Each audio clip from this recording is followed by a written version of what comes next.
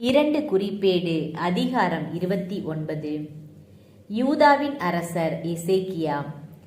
எசேக்கியா அரசரான போது அவருக்கு வயது 25.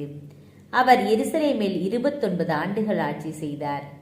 செக்கரியா மகளான அபியா என்பவளே அவர் தாய்.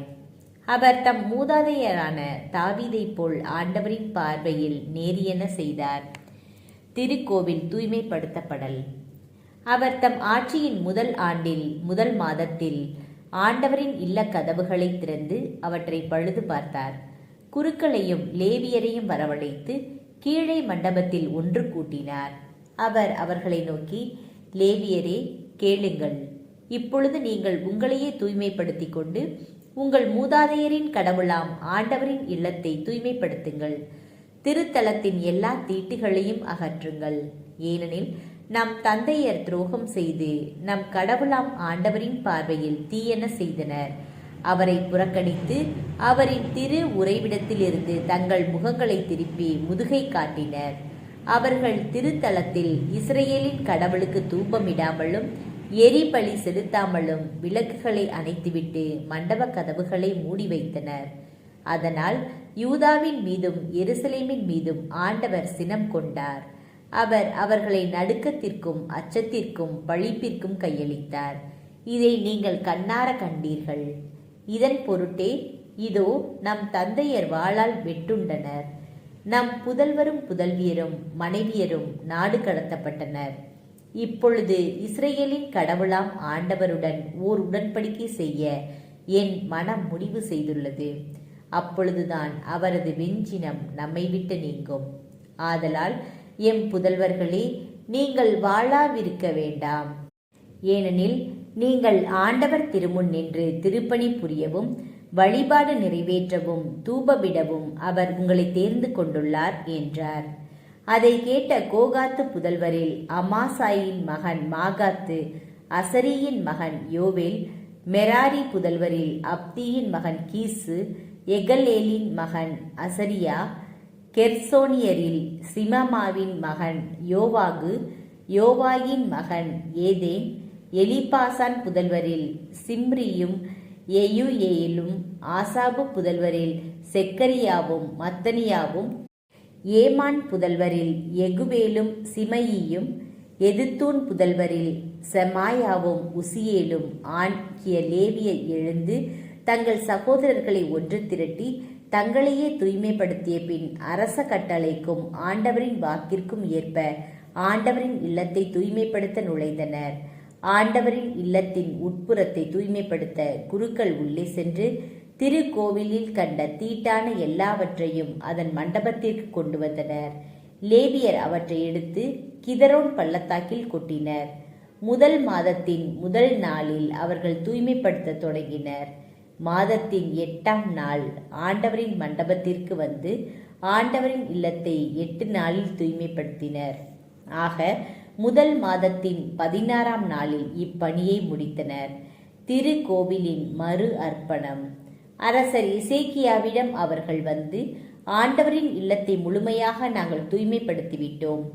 எரிபலி பீடத்தையும் அதற்குரிய எல்லா துணைக்கலன்களையும் திருமுன்னிலை அப்ப மேசையையும் அதற்குரிய எல்லா துணைக்கலன்களையும், ஆகாசு தனது ஆட்சி காலத்தில் துரோகம் செய்து புறக்கணித்திருந்த எல்லா கலன்களையும் தூய்மைப்படுத்தி ஆண்டவரின் பலிபீடத்துக்கு முன்பாக அவற்றை ஒழுங்குபடுத்தி வைத்திருக்கிறோம் என்றனர்.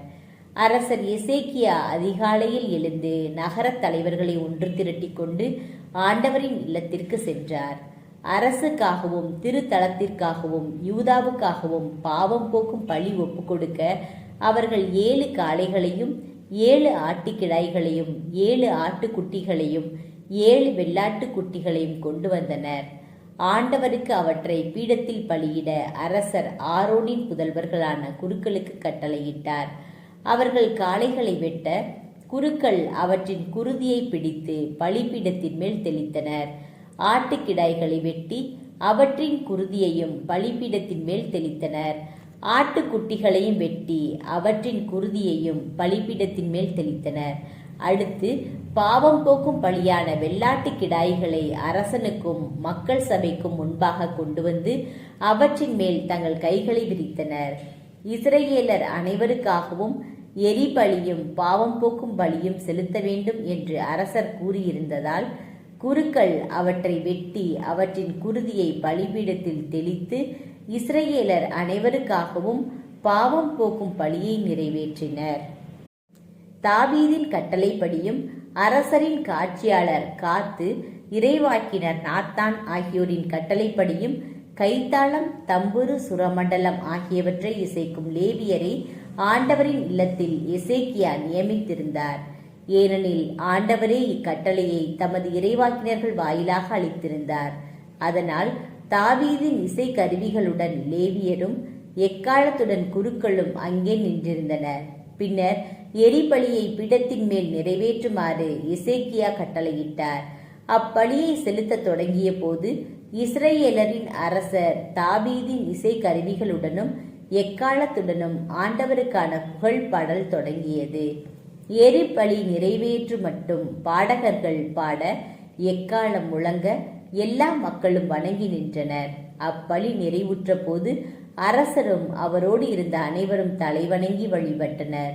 தாவீதின் வார்த்தைகளிலும் திருக்காட்சியாளர் ஆசாவின் மொழிகளிலும் ஆண்டவரை புகழுமாறு அரசர் எசேக்கியாவும் தலைவர்களும் லேவியர்களுக்கு கட்டளையிட்டனர். அவர்களும் மகிழ்ச்சியுடன் ஆண்டவரை புகழ்ந்து தலைவணங்கி வழிபட்டனர். அப்பொழுது எசேக்கியா அவர்களை நோக்கி, இதோ நீங்கள் ஆண்டவருக்கென உங்களையே அர்ப்பணித்துள்ளீர்கள். ஆதலால் அணுகி வாருங்கள், ஆண்டவரின் இல்லத்து பலிகளையும் நன்றி பலிகளையும் கொண்டு வாருங்கள் என்று கூறினார். அப்பொழுது மக்கள் சபையார் பலிகளையும் நன்றி பலிகளையும் கொண்டு வந்தனர்.